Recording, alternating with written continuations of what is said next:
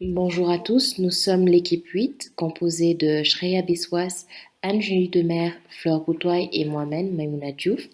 Aujourd'hui, nous allons vous présenter notre projet de commercialisation du produit aimé, qui vise à apporter une solution durable à la problématique de l'hygiène menstruelle dans les couches de la population les plus pauvres.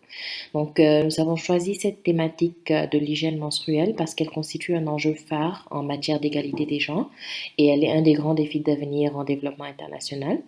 En effet, les menstruations affectent de nombreux aspects de la vie des femmes et des jeunes filles et le manque de produits d'hygiène menstruelle et d'infrastructures appropriées peuvent constituer un frein à l'éducation des jeunes filles et à l'émancipation des femmes. Par exemple, elles peuvent empêcher les jeunes filles d'aller en cours durant leur période menstruelle ou les femmes de travailler.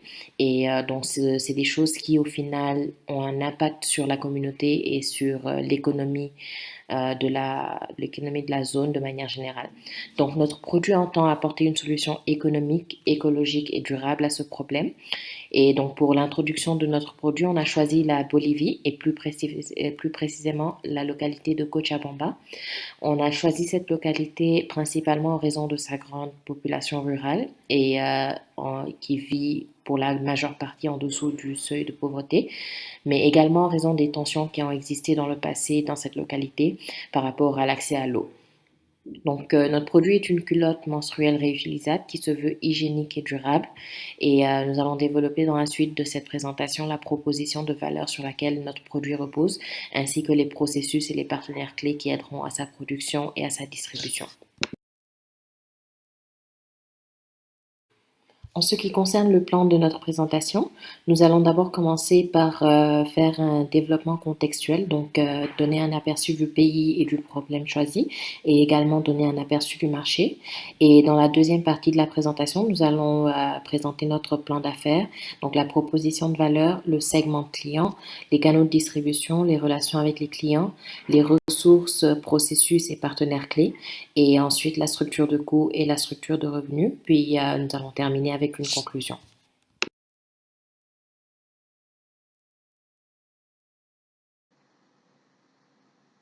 Au niveau politique, en 1879, la Bolivie a perdu sa façade lui donnant accès à l'océan Pacifique à la suite d'une guerre l'opposant au Chili, faisant ainsi d'elle un des deux seuls pays complètement enclavés de l'Amérique du Sud. Dès lors, cet aspect géographique a fait partie de la vie politique bolivienne. En effet, il existe un fort désir collectif en Bolivie de récupérer leur littoral et, chaque année, le 23 mars, une journée de commémoration y est dédiée, El Día del Mar. Cependant, la Bolivie a également connu une grande instabilité politique. De 1952 à 1982, elle a connu 28 périodes présidentielles, soit presque une période par année. Son histoire politique est teintée de successions de coups d'État, de dictatures et de retour à la démocratie. Cette situation ne permettait donc pas aux dirigeants en place d'organiser une politique extérieure importante quant à la revendication maritime. Une grande partie de la population, soit les paysans les plus pauvres, était aussi oubliée. La guerre de l'eau à Cochabamba, en 2000, a été un tournant marquant pour les populations rurales de Bolivie, car elles ont réussi à élever leur voix assez fort pour que le gouvernement renonce à la loi sur la privatisation de l'eau. Le début des années 2000 a donc marqué l'émergence d'un mouvement paysan qui s'est fait ressentir sur la scène politique. L'élection d'Evo Morales à la tête du mouvement pour le socialisme, en 2005, fait état de ce changement politique qui appelle à plus de représentativité. L'élection de Morales a permis d'établir de nouvelles relations entre les mouvements sociaux et le pouvoir politique, a entraîné la réduction des salaires des fonctionnaires de l'État et du président de la République pour mieux répartir cette somme d'argent dans le système public et a fait en sorte que plusieurs éléments culturels et historiques soient utilisés dans le but de décoloniser le passé du pays, entre autres. Également, depuis 2011, Morales a entamé un processus de politique extérieure beaucoup plus combatif en ce qui concerne les revendications maritimes vis-à-vis du littoral bolivien perdu, ce qui lui permet de renforcer le support collectif de son parti, puisque c'est un sujet qui tient à cœur les Boliviens. Cependant, le parti de Morales fait également face à la critique quant au populisme, à la question de l'autonomie des départements et à l'enjeu de production de cocaïne et du trafic de drogue en Bolivie, entre autres.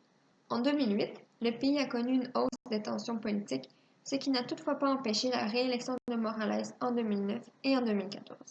Sa candidature pour les élections de 2019 suscite néanmoins des manifestations de la droite bolivienne, ce qui crée de plus en plus de polarisation et de conflits politiques au sein du pays.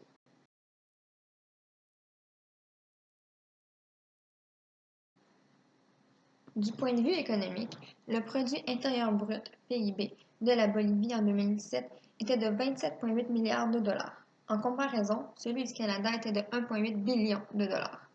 Entre 2004 et 2014, l'économie bolivienne a cru à un taux moyen annuel de 4,9%, ce qui a permis de réduire la pauvreté modérée de 59 à 39%.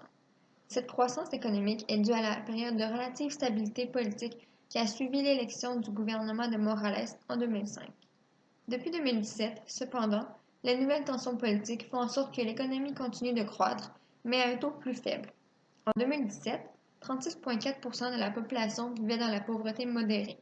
En ce qui concerne la pauvreté extrême, elle a diminué de 62,9% en 2005 à 33,4% en 2018 en zone rurale, tandis qu'en zone urbaine, elle est passée de 24,3% à 7,2%. Malgré cette réduction de la pauvreté depuis 2004, la Bolivie reste le pays le plus pauvre d'Amérique du Sud. Par ailleurs, l'indice de Gini est plutôt élevé. En 2017, il était de 44, ce qui signifie qu'il y a une répartition inégalitaire des revenus dans le pays. Ceci s'explique en partie du fait que les populations autochtones représentent 65% de la population totale du pays et qu'elles font face à de grandes inégalités économiques. Les femmes dans les zones rurales sont aussi touchées par ces inégalités. De façon générale, les populations en zone rurale sont souvent marginalisées et n'ont pas le même accès aux ressources que le reste de la population, ce qui ne leur permet pas de profiter de la croissance économique du pays. En effet, depuis l'indépendance de la Bolivie, les campagnes sont abandonnées et les efforts sont mis sur les centres urbains, comme nous avons pu le constater avec les statistiques de réduction de pauvreté en zone rurale versus celles en zone urbaine. Indépendamment de son secteur d'activité, une entreprise a comme responsabilité de se focaliser sur les enjeux environnementaux actuels durant la création de son modèle d'affaires, dans le but d'innover tout en respectant l'environnement. C'est une caractéristique primaire de la durabilité. Tout d'abord, 62% de la population rurale bolivienne n'ont pas accès à un système d'égout fonctionnel, et les infrastructures non réglementées des canalisations restent le principal risque sanitaire.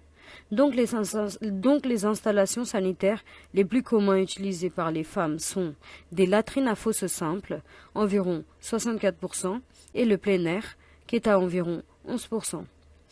Ces problèmes sont accentués par le nombre culturel local où la menstruation est vue comme un sujet à cacher. Donc automatiquement, les produits usagés doivent être aussi cachés. Cela affecte les ménages ainsi que les bâtiments publics, par exemple les écoles ou les hôpitaux. Le réseau des égouts boliviens sont faits de sorte à transférer des déchets en forme liquide. Mais les normes culturelles poussent les femmes à jeter des produits solides comme des serviettes hygiéniques, les emballages ou bien des tissus traditionnels utilisés durant la menstruation. Ces habitudes entraînent des enjeux pour le traitement des eaux usagées, bloquent la canalisation et écoutent quant au nettoyage des canaux car il faut de la main-d'œuvre. En plus d'une augmentation de charges pour l'industrie d'assainissement bolivienne, la gestion des particules des produits hygiéniques s'avère-t-elle un enjeu écologique en Bolivie et augmente les risques de transmission des bactéries. La gestion d'hygiène menstruelle bolivienne distingue deux facteurs qui vont affecter le traitement, la biodégradabilité du produit. Le produit peut être biodégradable, non biodégradable ou matériel mixte, et son type d'usage, si le produit sera à usage unique ou réutilisable. Une innovation combinant la biodégradabilité et réutilisable sont la préoccupation des organismes sanitaires et sociaux en Bolivie, afin de pouvoir contrer l'impact négatif grandissant de la gestion des déchets des menstruations sur l'environnement.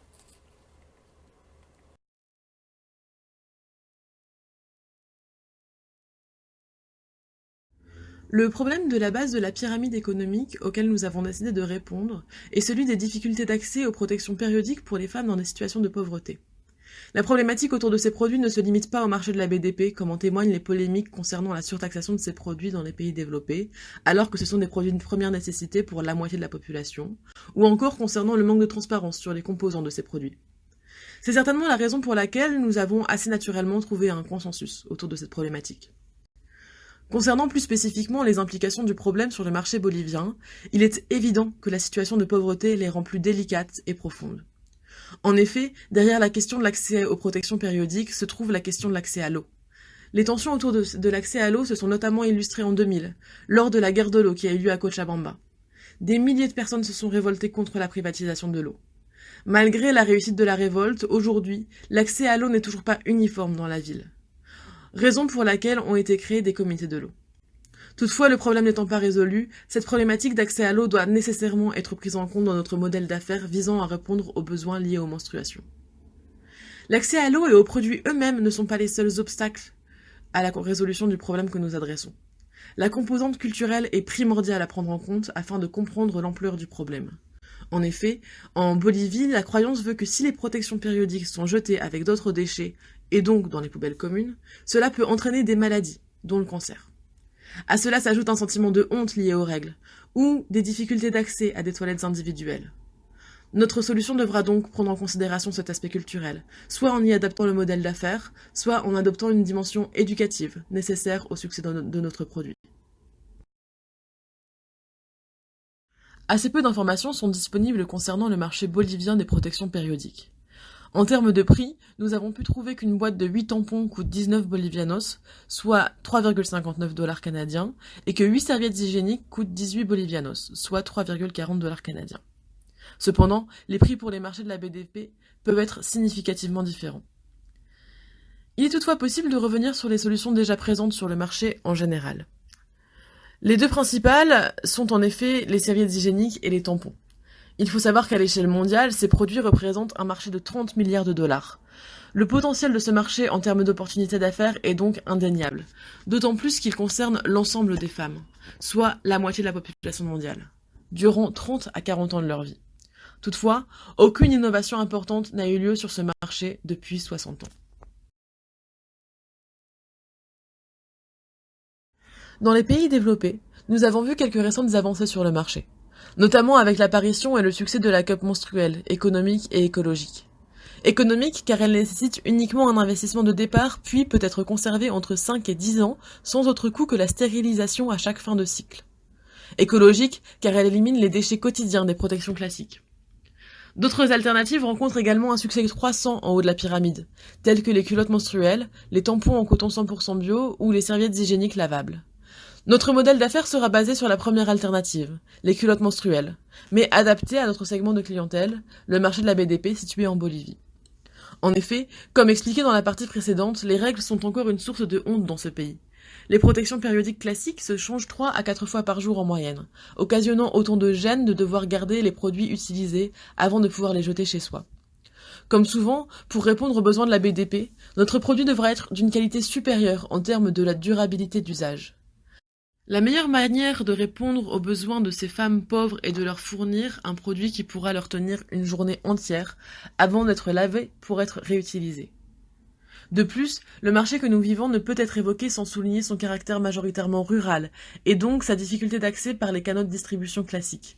C'est pourquoi notre modèle d'affaires devra s'assurer des partenariats stratégiques pour pénétrer le marché, notamment en s'appuyant sur la communauté. Malgré l'accès difficile pour les populations en situation de pauvreté, il est important de noter l'accroissement des importations de produits hygiéniques féminins. En seulement 3 ans, de 2015 à 2018, ces produits ont vu leur valeur d'importation augmenter de 20% et sont passés du 26e poste d'importation au 16e. Cela nous permet donc, en tant qu'entrepreneurs, d'être optimistes quant au potentiel du marché.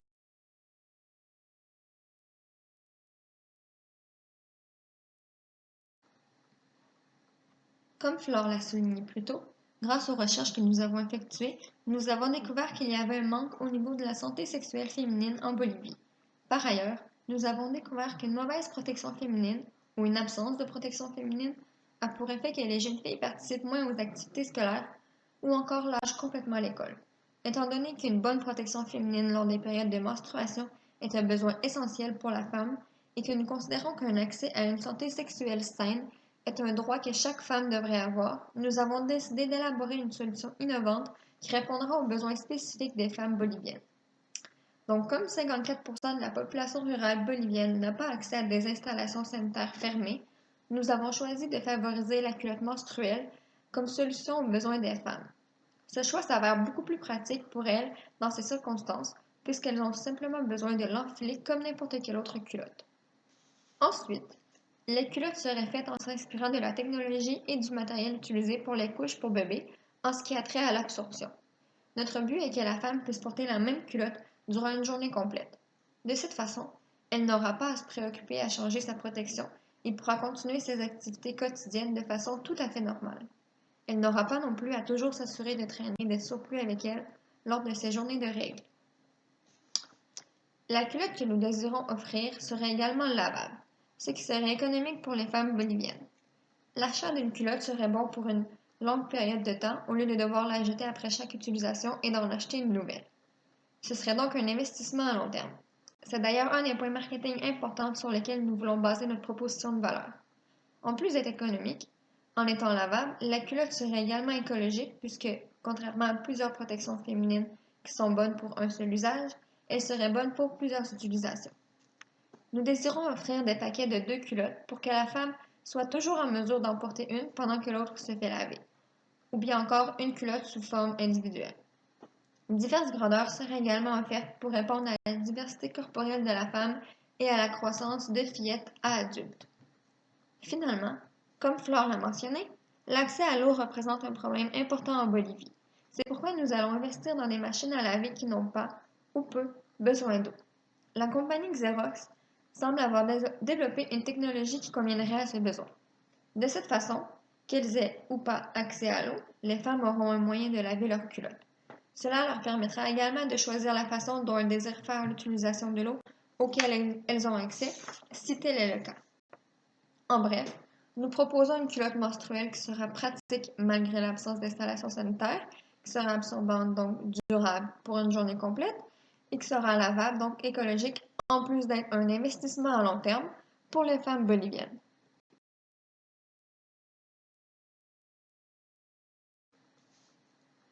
En ce qui concerne le segment de clients, nous désirons viser 2 segments. Donc d'une part, nous allons viser un segment dirigé directement vers le client. Le groupe de personnes visées sera invariablement les femmes boliviennes, puisque nous voulons répondre à un besoin typiquement féminin. Plus spécifiquement, ce sont les femmes, jeunes femmes et filles, qui ont leurs règles, donc la tranche d'âge est assez variable. Ça peut aller de 9 ans à 55 ans, bref, de l'âge de la puberté à la ménopause. Nous désirons d'abord nous attarder aux femmes boliviennes de la région rurale de Cochabamba pour la distribution de notre produit, sans toutefois exclure la possibilité d'étendre notre clientèle selon le succès des culottes.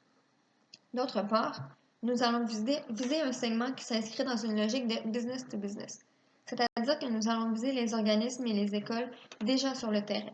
Celles-ci pourront acheter les culottes pour ensuite les redistribuer aux femmes et aux filles dans leur campagne de sensibilisation.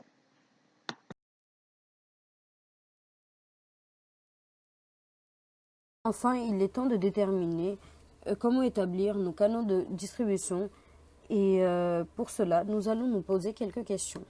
Tout d'abord, nous allons nous demander comment allons-nous rejoindre ce groupe de femmes dans le besoin.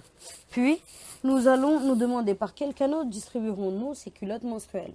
Enfin, nous allons analyser par quels canaux communiquerons-nous avec ces femmes. Tout d'abord, notre canal primaire de distribution sera les femmes entrepreneuses sociales. Pourquoi? Parce qu'elles auront une approche plus communautaire qui sera basée sur la confiance, l'accessibilité, l'ouverture et la discussion. Puis, ça sera un moyen d'émancipation d'une communauté. Ces femmes peuvent atteindre leur indépendance financière et auront la possibilité d'une future création d'une entité locale. Après, nous pouvons parler du développement d'affaires. Ces femmes seront, en plus d'être un canal de distribution, elles auront la capacité de faire du marketing porte à porte et bouche à oreille par échantillon et initiation. Cela nous servira d'apprentissage clé car elles conduiront une discussion ouverte dans le but d'obtenir des retours qualitatifs.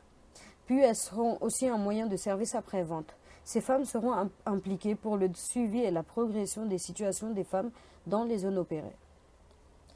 En second, nous avons les petits commerces de proximité. Pourquoi ces petits commerces de proximité sont un canal de distribution très intéressant pour nous? Car ces petits commerces sont très accessibles. Nous, en Bolivie, ils appellent ça des tiendas. Elles sont à peu près situées dans tous les quartiers ruraux et pauvres. Ces commerces vendent des produits variés, par exemple de nécessité, de la nourriture, du tabac ou bien des serviettes hygiéniques. Ces types de commerces sont la première option des clients locaux car c'est proche physiquement et les prix sont très abordables. En deuxième point, ces petits commerces seront très bénéfiques pour nous car ils ont une possibilité de stocker une certaine quantité de produits. Puis, ces magasins ont un prix de vente final qui est plus faible que les magasins modernes, donc ils ont moins de marge. Et puis, ils travaillent en crédit. Dans la culture latine, il est normal de voir des commerçants tenir un cahier d'avoir pour ses clients fidèles. Puis, ces magasins peuvent aussi servir de marketing, bouche à oreille ou affiche sociale. Enfin, nous avons le gouvernement. Ça sera du business to public parce que le gouvernement est très accessible. Il y a de différentes institutions, par exemple les écoles et les hôpitaux, et où nous pourrons vendre nos produits. Puis cela reflète aussi le rôle primaire du gouvernement, son application sociale, éducative, participative et sa capacité d'assistance.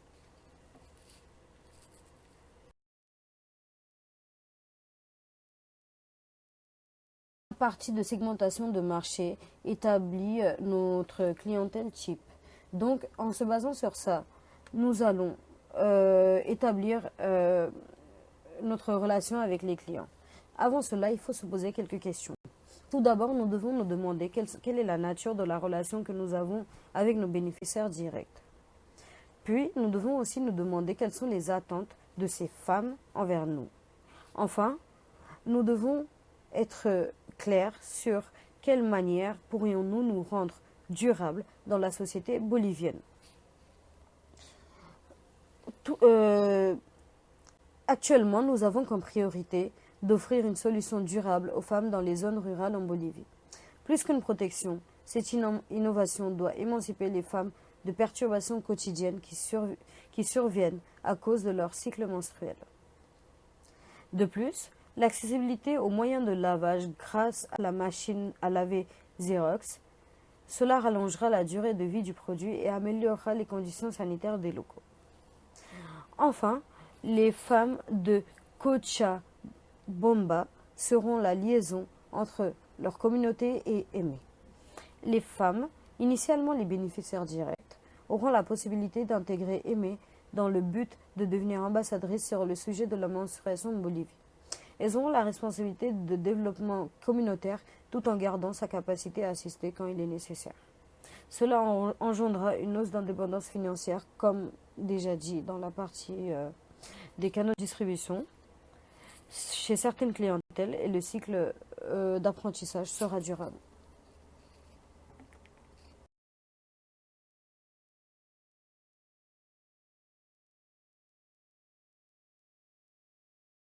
Pour ce qui est des ressources clés nécessaires à la production et à la commercialisation de notre produit, nous avons tout d'abord les fonds qui sont nécessaires à la recherche et au développement du produit. Donc des fonds que nous espérons obtenir des investisseurs et des partenaires d'affaires. Ensuite, nous avons le partenariat de sous-traitance pour la recherche et le développement. Le partenariat avec un transporteur local donc pour acheminer le produit de l'unité de production au lieu de distribution. Nous avons ensuite le partenariat avec les femmes entrepreneurs donc, qui se chargeront de la distribution auprès des communautés locales. Donc, ce partenariat-là offre le double avantage de fournir à ces femmes une activité génératrice de revenus et de stimuler l'économie locale tout en générant du profit pour nous. Nous avons ensuite les lave-linges sans eau qui eux aussi permettront d'offrir une solution de lavage économique et écologique aux utilisatrices de la culotte menstruelle tout en générant du profit. Donc nous espérons pouvoir mettre ces lave-linges à disposition des utilisatrices et les paiements se feraient donc sous forme d'un abonnement, de forfait avec un abonnement. Donc ensuite, la dernière ressource sur laquelle nous espérons pouvoir compter, c'est l'appui du gouvernement, donc essentiellement sous forme de subventions. Et pour ce qui est des ONG locales, nous espérons pouvoir leur vendre le produit à un coût un peu plus élevé que celui auquel nous le vendons aux femmes locales. Et donc, cela permettra de générer plus de produits et ça permettra également à ces ONG de distribuer le produit dans le cadre de leurs activités.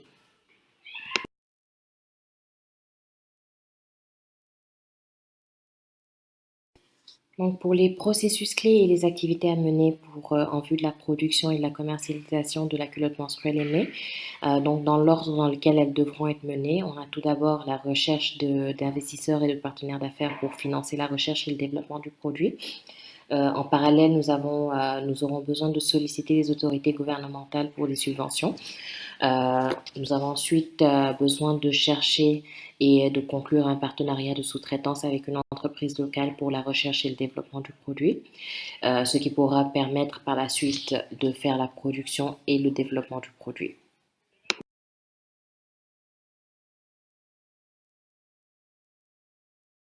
Pour la suite des activités clés, il faudra faire l'acquisition et l'installation des lave-linges. Ensuite, il faudra mener des activités de promotion auprès des populations. Donc, ces activités auront deux volets. Donc, la première, ce sera la sensibilisation aux questions d'hygiène menstruelle, histoire d'aider à lever le tabou autour de cette problématique. Et ensuite, ça permettra en même temps de faire la promotion de notre produit et de mener des activités de marketing. Donc, il faudra également faire un appel d'offres de partenariat auprès des femmes entrepreneurs et en recruter le plus possible pour assurer la distribution du produit. Il faudra ensuite conclure un partenariat pour la distribution du produit avec ces femmes-là. Et ensuite, une fois que la distribution du produit en tant que tel a commencé, il faudra continuer à mener des activités de marketing et de sensibilisation de manière récurrente.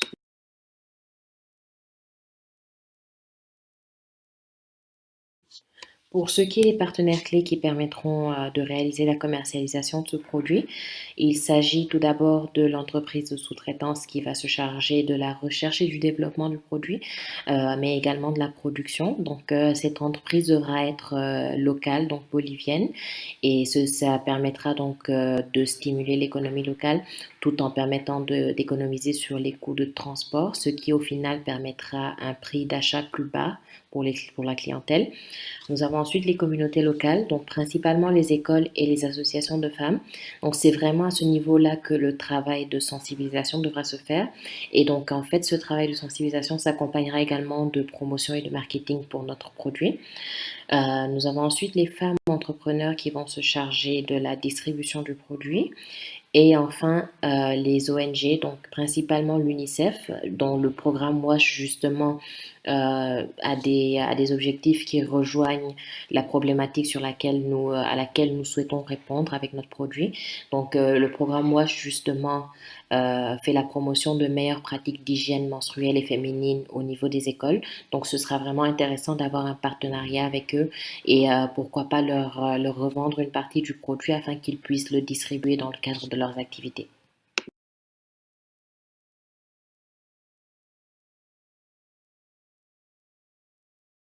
À propos de la structure de coûts, voici en ordre d'importance les coûts qui devront être pris en considération dans notre modèle d'affaires. Tout d'abord, les coûts de recherche et de développement afin de créer le produit le plus adapté à notre segment de clientèle. Ensuite, le partenariat de sous-traitance lié à la production du produit. Les coûts associés à la formation des femmes entrepreneurs. Les coûts liés à l'achat et l'entretien des lave-linges. Les salaires des ressources clés que nous avons cités précédemment. Les coûts associés au transport du produit de l'unité de production au lieu de distribution. Et enfin, les coûts associés au marketing, notamment lors d'événements fédérant les communautés de notre segment de clientèle. Ces derniers seront minimisés par le recours à la communauté avec les femmes entrepreneurs.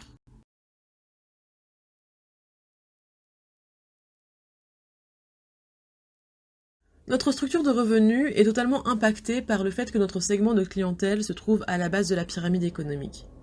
La principale source de revenus proviendra de l'achat du pack de 2 culottes menstruelles ou d'une seule culotte dont le prix unitaire serait davantage élevé. Cela représentera environ 50% du revenu. Sur le prix d'achat, une commission sera retenue pour les femmes entrepreneurs. Davantage d'investigations sur le marché seraient nécessaires afin de fixer le prix définitif de nos produits. Cependant, il est clair que pour couvrir nos coûts, le prix de vente devra être relativement élevé. Il est probable que le prix que les femmes seraient prêtes à payer en une seule fois ne soit pas suffisant. Raison pour laquelle nous allons mettre en place un programme de paiement échelonné dans le temps. Le lavage des culottes serait inclus durant la période de paiement du produit. Puis, un lavage coûterait 1 boliviano, achetable sous forme de jetons crédit afin de répartir la dépense sur l'ensemble du mois et non uniquement la période des menstruations. Cela représenterait environ 10% du revenu.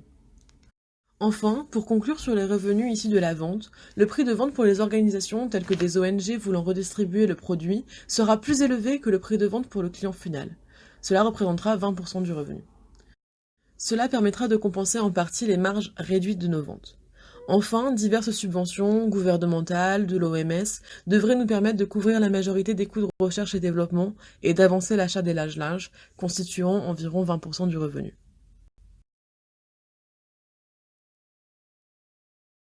En conclusion, notre projet vise véritablement à améliorer le confort des femmes de la BDP en Bolivie, à commencer par la région de Cochabamba durant leur menstruation, en leur donnant accès à un produit adapté à leurs besoins. À cela s'ajoute une dimension éducative afin de permettre aux femmes de se libérer de la honte liée à leurs règles, ce qui mènerait à un gain de confiance en soi, de productivité et à l'autonomisation des femmes. In fine, l'autonomisation de la femme favorise le développement économique et la sortie de la pauvreté. Par conséquent, notre produit s'ancre dans cette portée plus large. Notre objectif d'affaires est d'être profitable tout en poursuivant notre objectif social avec un produit durable et soucieux de l'environnement. C'est pourquoi nous proposons des culottes menstruelles réutilisables à long terme pour les femmes adultes et selon la croissance pour les jeunes filles. Au produit lui-même s'ajoute un système de lavage économique sans eau qui s'appuie sur notre réseau de femmes entrepreneurs afin d'atteindre les zones rurales. Si notre projet s'avère effectivement profitable dans son premier marché, la région de Cochabamba, il sera réplicable dans les autres marchés de la BDP bolivienne. Si le succès se concrétise encore, notre modèle d'affaires pourra s'exporter en dehors des frontières boliviennes, à commencer par les marchés de la BDP situés en Amérique latine, pour la proximité linguistique et culturelle, avant de s'attaquer à d'autres marchés en Afrique ou en Asie. Il est également probable que la technologie de notre modèle d'affaires ou au moins notre culotte menstruelle séduisent les marchés du haut de la pyramide, notamment pour sa portée écologique, qui est une préoccupation grandissante dans les pays développés.